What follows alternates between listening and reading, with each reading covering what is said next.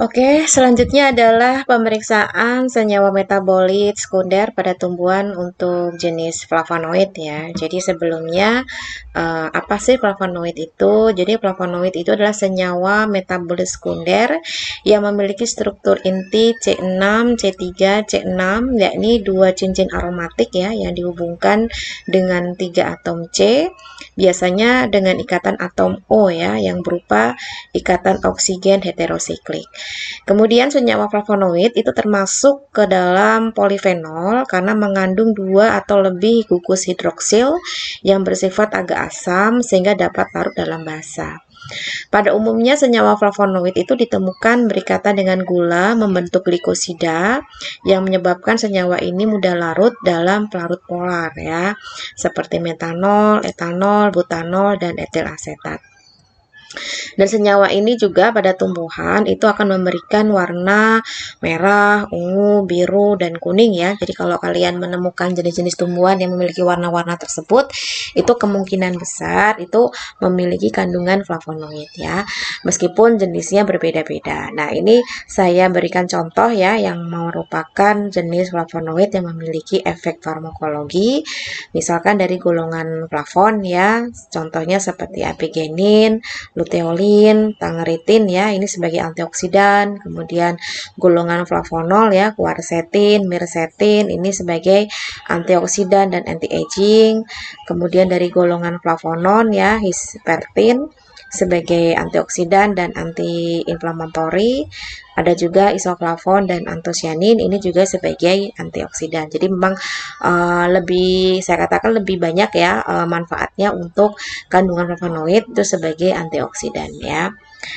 Oke, untuk screening flavonoid ya dalam praktikum ini bisa dikatakan agak lebih simpel ya dibandingkan dengan yang alkaloid tadi. Jadi sebagai gambarannya kita akan menimbang 2 gram serbuk simplicia ya ditambahkan 100 ml air panas ya atau bisa menggunakan air biasa tapi nanti dididihkan seperti itu. Kemudian setelah ditambahkan dengan air dididihkan selama 5 menit ya, disaring dengan kertas saring hingga diperoleh filtrat yang akan digunakan sebagai larutan percobaan. Ini sebagai salah satu upaya untuk ekstraksi ya, bahwasanya kita tahu tadi bahwa untuk flavonoid itu kan mudah larut dalam pelarut polar dan air itu termasuk jenis pelarut polar ya. Nah, kemudian diambil 5 ml ya yang dimasukkan ke dalam tabung reaksi dan ditambahkan serbuk atau lempek magnesium secukupnya dan 1 ml HCl pekat ya.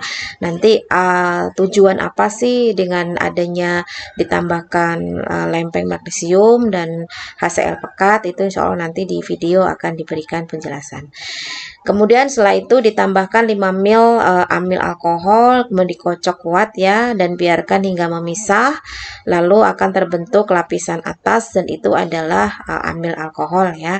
Nah, jika ada perubahan warna dalam amil alkohol tersebut yang awalnya itu adalah jernih, kalau ada perubahan warna misalkan seperti warna kuning itu berarti dia menunjukkan adanya kandungan flavonoid ya dalam sampel yang kita ujikan.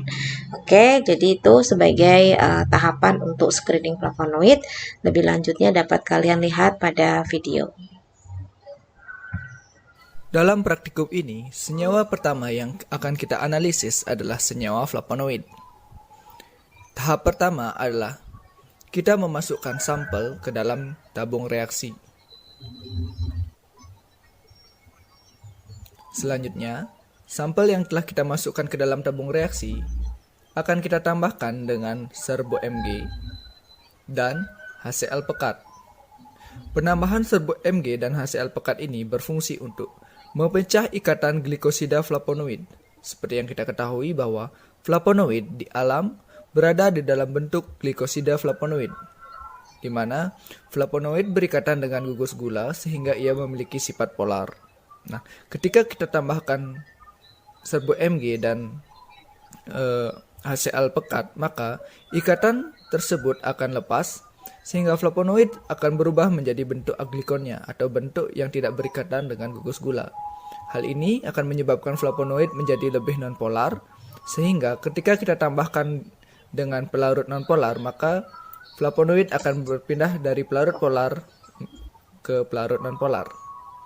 Nah, setelah kita menambahkan HCl pekat dan serbo Mg, selanjutnya akan kita tambahkan dengan amil alkohol. Nah, amil alkohol ini akan menjadi pelarut nonpolar, sehingga ketika sampel kita mengandung senyawa flavonoid, maka senyawa flavonoid yang berada dalam bentuk aglikon akan berpindah ke dalam amil alkohol.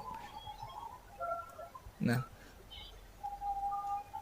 perubahan warna menjadi kuning atau kemerahan menunjukkan bahwa sampel yang kita analisis mengandung senyawa flavonoid.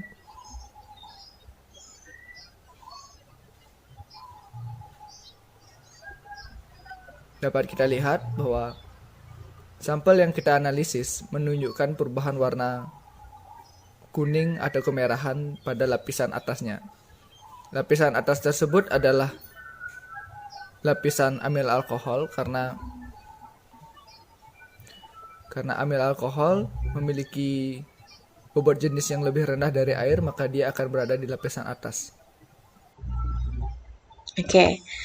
Kita perhatikan di sini ya, bahwasanya amil alkohol yang awarnya jernih ya, ketika dimasukkan ke dalam larutan sampel yang sudah diberikan Mg atau magnesium dan asam sulfat tadi, itu akan terbentuk dua lapisan seperti ini ya ketika ditambahkan amil alkohol, dan lapisan yang atas ini adalah lapisan amil alkohol karena berat jenisnya tentunya lebih ringan ya.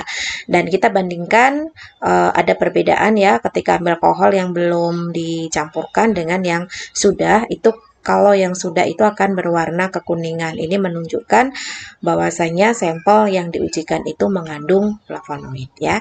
Ini untuk analisis senyawa flavonoid. Kemudian yang selanjutnya adalah saponin ya. Jadi saponin itu juga menjadi bagian dari senyawa metabolis sekunder yang memiliki bobot molekul tinggi yang tersebar dalam tanaman ya, yang merupakan bentuk dari glikosida dengan molekul gula yang terikat dengan aglikon, triterpen atau steroid ya. Jadi untuk sifat saponin itu khas sekali ya, dia dapat membentuk buih ya bila dikocok dengan air, kemudian dapat larut dalam air, metanol, namun tidak larut dalam ether ya atau nonpolar. Kemudian berasa pahit ya, ini kalau dilakukan uji organoleptik ya, pahitnya menusuk dan menyebabkan bersin, seringkali dapat menyebabkan iritasi ya terhadap selaput lendir. Makanya untuk sapon ini juga harus berhati-hati ya, tidak semuanya bisa dapat kita konsumsi karena ada beberapa jenis yang justru dapat menyebabkan hemolisis darah ya. Ini khususnya untuk golongan saponin triterpen. Atau juga ada yang memiliki efek farmakologi ya, yang ini masuk ke dalam saponin steroid misalkan sebagai antifungi begitu. Nah, untuk screeningnya bisa dikatakan jauh lebih simpel lagi ya, karena untuk screening saponin ini di sini kita membutuhkan simplicia yang sebelumnya ditambahkan air, lalu dipanaskan, kemudian disaring ya, ini untuk mendapatkan ekstraknya atau filtratnya. Kemudian setelah dingin, filtratnya dalam tabung reaksi dikocok kuat ya selama 30 detik. Jadi dikocok dulu sampai dia menunjukkan buih ya. Kalau ada buihnya berarti memang ada kemungkinan di dalamnya itu ada saponin, tapi tidak sampai di situ. Kita perlu melihat konsistensi atau persistensi dari buih tersebut ya, yang itu ditambahkan asam klorida ya. Kalau dalam video tadi kan menggunakan asam sulfat, yang penting diberikan pelarut asam ya, yang itu untuk mengetahui apakah buih itu hilang atau tidak. Kalau dalam 10 menit itu tidak hilang dengan adanya penambahan 1 tetes asam klorida tersebut, ini positif ya, menunjukkan bahwa simplicia yang kita uji itu mengandung saponin ya. Itu untuk screeningnya kita lihat pada video ya. Lakukan analisis senyawa saponin. Nah, pada analisis senyawa saponin, kita tidak menggunakan bereaksi apapun. Namun, sampel yang kita analisis akan kita lakukan pengocokan.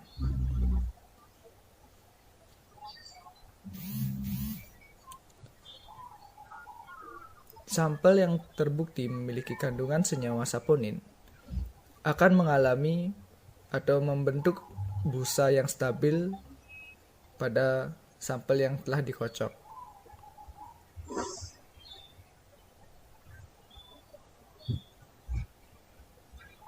Nah, dapat kita lihat bahwa setelah dikocok, sampel menunjukkan keberadaan busa.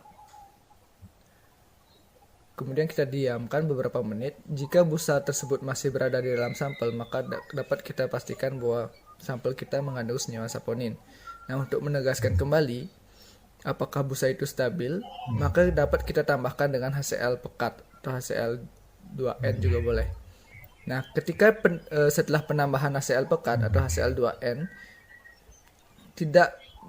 sampel yang memiliki busa tidak mengalami perubahan di mana busanya tidak hilang, maka dapat kita nyatakan bahwa busa tersebut adalah busa yang stabil, yang menandakan bahwa sampel yang kita uji memiliki kandungan senyawa saponin.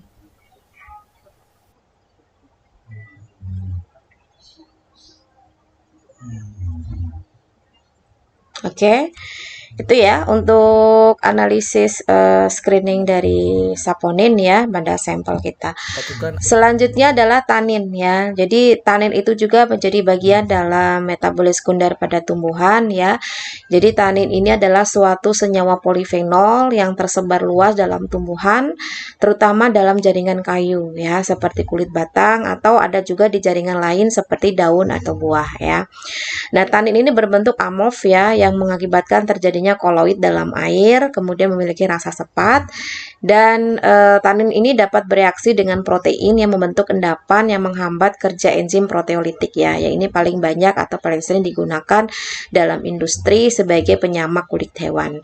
Nah, tanin itu terdiri dari tanin terhidrolisis dan tanin terkondensasi ya. Kalau yang tanin terhidrolisis ini terhidrolisis oleh asam atau enzim menjadi beberapa molekul asam fenolat ya, seperti asam galat dan asam heksahidroksidifenat ya. Contohnya seperti galotanin dan elegitanin. Sedangkan yang tanin terkondensasi ini terkondensasi yang bersifat polimer ya, dari katekin atau galokatekin membentuk suatu oligomer yang lebih tinggi. Contohnya flavolan ini tanin yang terkondensasi bentuk trimerik dari katekin ya. Nah, untuk efek farmakologinya di sini sebagai anti diare ya, kemudian menghentikan pendarahan, mencegah peradangan terutama pada mukosa kulit ya. Antidotum ini untuk sebagai penanganan untuk keracunan logam berat dan alkaloid, kemudian sebagai antiseptik karena adanya gugus fenol, dan antioksidan ya, ini jenis flobaven ya. Ini merupakan hasil dari oksidasi tanin pada kulit kayu kina. Nah, itu sebagai pengantar untuk senyawa tanin ya. Nah, sekarang untuk screeningnya, jadi simplisia itu sebelum ditambahkan air, kemudian dipanaskan, kemudian disaring ya, kemudian filtrat dibagi menjadi 3 bagian, di mana bagian pertama itu filtrat akan ditetesi larutan besi 3 klorida ya. Ini nantinya kalau semisal terbentuk warna biru hitam, ini menunjukkan adanya senyawa tanin ya dan polifenolat alam. Kemudian yang bagian kedua itu diberikan penambahan larutan gelatin 1%. Kalau adanya endapan putih ini menunjukkan adanya tanin. Dan bagian yang ketiga itu kita tambahkan pereaksi stesi ya. Ini akan dipanaskan terlebih dahulu tentunya dalam penangas air. Kemudian jika ada endapan berwarna merah muda, ini menunjukkan adanya tanin katekat. Nah, kemudian adanya endapan itu akan dilakukan uji penegasan lagi ya. Kemudian dilakukan penjenuhan dengan natrium asetat dan ditambahkan beberapa tetes larutan besi 3 klorida. Kalau terbentuk warna biru tinta, ini menunjukkan adanya tanin galat ya. Jadi ini adalah prosedur yang harus kalian lakukan. Jadi disimak baik-baik, dicatat baik-baik, jangan sampai salah tahap dan jangan sampai salah memberikan kesimpulan, karena itu semua akan memberikan hasil yang tentunya tidak valid ya. Oke, kalau begitu silakan Anda melihat video dari tayangan berikut untuk analisis senyawa tanin. Adalah analisis atau screening fitokimia untuk senyawa tanin. Dalam analisis ini kita membutuhkan 3 tabung reaksi. Tabung reaksi pertama, kedua, dan ketiga sama-sama kita tambahkan dengan sampel. Namun pada masing-masing tabung reaksi ini akan kita tambahkan dengan reaksi yang berbeda.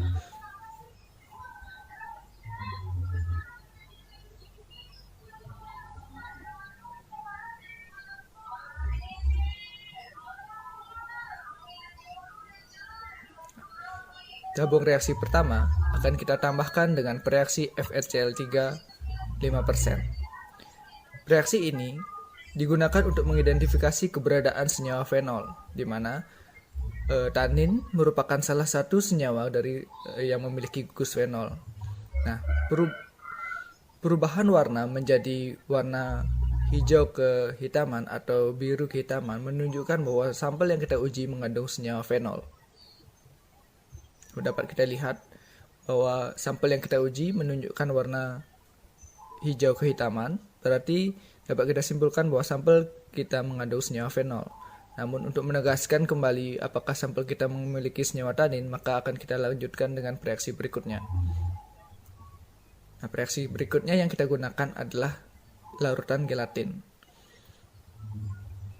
Sampel dapat kita nyatakan positif mengandung tanin ketika sampel memberikan endapan berwarna putih. Namun dalam penelitian ini, dalam praktikum ini, bahwa sampel yang kita uji tidak menunjukkan keberadaan endapan putih, sehingga kita belum bisa menyimpulkan bahwa sampel yang kita uji memiliki senyawa tanin.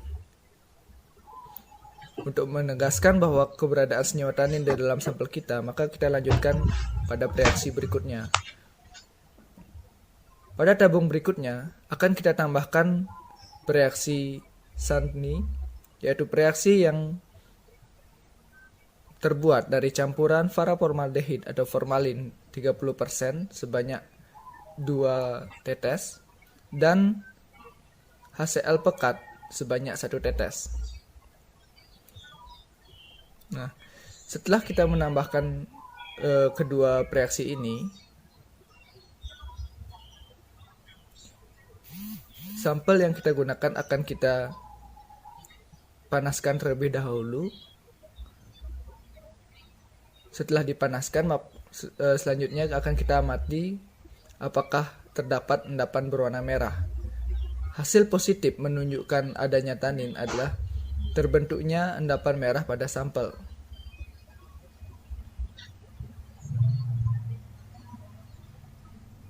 Nah, dapat kita lihat bahwa sampel kita tidak menunjukkan adanya endapan merah, sehingga kita belum dapat memastikan bahwa sampel yang kita uji memiliki kandungan senyawa tanin.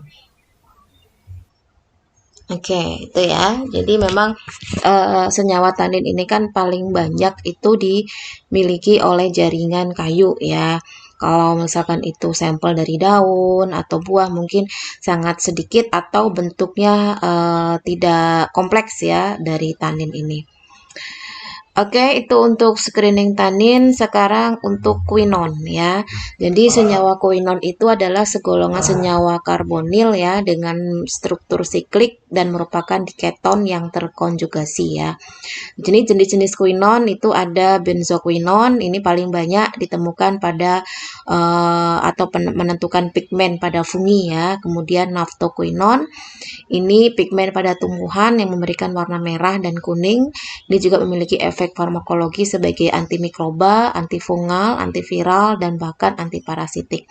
Kemudian ada anthraquinon, ini juga merupakan golongan dari quinon yang berupa golongan dari senyawa glikosida termasuk turunan quinon ya, dan juga memiliki efek farmakologi seperti antifungal, antimalaria, antibakteri, anti kanker, dan antioksidan. Nah, bagaimana cara untuk screening quinon untuk mengetahui secara kualitatifnya? Jadi serbuk simplicia atau simplicianya dipanaskan terlebih dahulu dengan air ya, kemudian disaring dan filtratnya itu ditetesi dengan larutan NaOH. Nah, kalau terbentuk warna kuning hingga merah, ini menunjukkan adanya senyawa kelompok quinon ya. Bisa kita lihat pada video. Selanjutnya adalah analisis keberadaan quinon.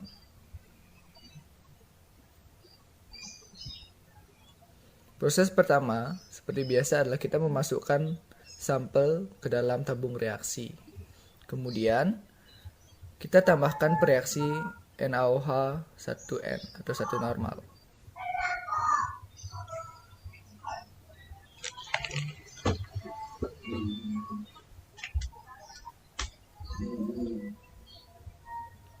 hasil positif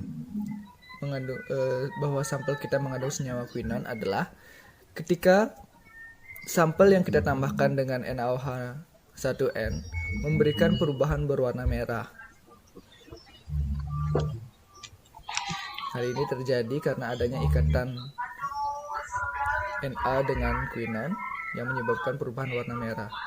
Nah, dapat kita lihat bahwa sampel yang kita gunakan memberikan perubahan warna yang sedikit merah. Nah, untuk memastikan bahwa apakah sampel tersebut tadi mengalami perubahan warna, maka kita bandingkan dengan kontrol, yaitu sampel yang tidak kita tambahkan dengan reaksi. Nah, dapat kita lihat bahwa kedua sampel ini memiliki perbedaan warna, di mana yang ditambahkan NaOH berwarna merah.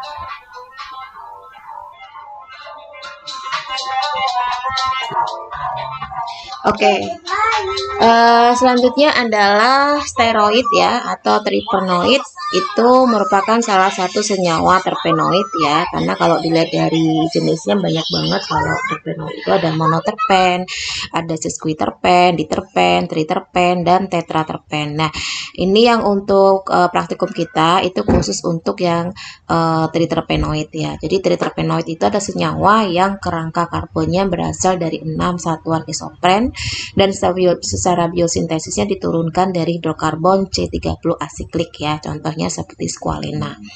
Nah, secara karakteristiknya ya, jadi senyawa triterpen itu tidak berwarna, kemudian berbentuk kristal dan bertitik leleh tinggi ya. Jadi contohnya beserta dengan efek-efek farmakologinya ya, seperti asam oleanolat ini sebagai hepatoprotektif antitumor, kemudian asam betulinat ini sebagai anti malaria, anti inflamasi, dan anti kanker ya. Asam moronat ini dapat diekstraksi dari Rus javanica atau kita kenal dengan istilah buah Makassar ya, ini sebagai antivirus herpes simplex, atau juga dari lupeol ya, ini bisa digunakan sebagai antiprotozoa, antimikroba, antiinflamasi, dan antitumor. Dapat diekstraksi ya dari akasia, tanaman akasia, dan Abronia villosa. Nah, untuk spesifiknya bisa kita lihat pada video nanti. Jadi sebelumnya untuk screening steroid dan terpenoid ini kita menggunakan sampel yang diekstraksi ya dengan ether ya selama 30 menit. Kemudian ditutup rapat karena sifat ether itu kan mudah menguap ya. Kemudian disaring. Nah, filtrat ethernya diuapkan di atas cawan penguap ya hingga kering. Jadi betul-betul ethernya itu sudah menguap. Lalu sisa residunya itu diteteskan reaksi Lieberman-Burchard ya. Jadi Lieberman-Burchard itu terdiri dari anhidra asam asetat ya dan asam sulfat dengan perbandingan 3:1 ya. Nah, terbentuknya warna ungu itu akan menunjukkan bahwa Simplicia itu mengandung senyawa kelompok triterpenoid, sedangkan bila berwarna biru hijau itu menunjukkan adanya senyawa kelompok steroid ya. Jadi bisa dilihat pada video. Sebagai tadi yang kita lakukan. Nah, selanjutnya kita akan lakukan analisis fitokimia untuk senyawa steroid dan terpenoid. Sebelumnya kita akan melakukan proses ekstraksi, di mana pada proses ekstraksi ini akan kita gunakan pelarut berupa ether. Kita menggunakan ether sebagai pelarut karena senyawa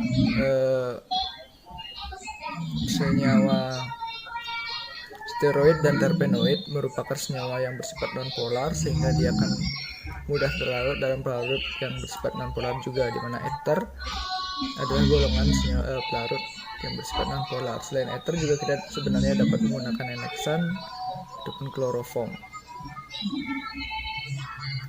Ether memiliki sifat yang mudah menguap sehingga harus kita kerjakan di dalam lemari asam.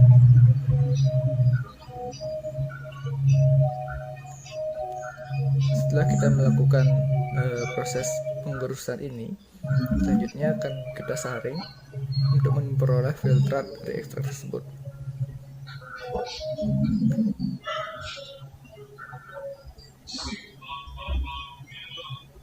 Filtrat yang kita peroleh nanti akan kita masukkan ke dalam cawan porselin.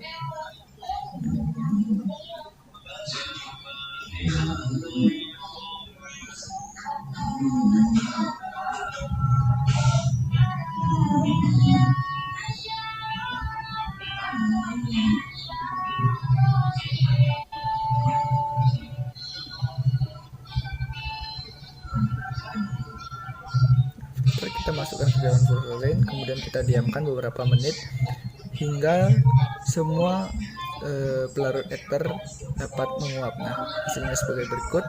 Kemudian kita tambahkan reaksi Lieberman Burchard, di mana reaksi ini terdiri dari 2 tetes asam asetat anhidrat ditambah dengan 1 tetes asam sulfat pekat. Seharusnya pekerjaan ini kita lakukan di dalam lemari asam, namun untuk mempermudah memperoleh gambar ini saya lakukan di luar lemari asam.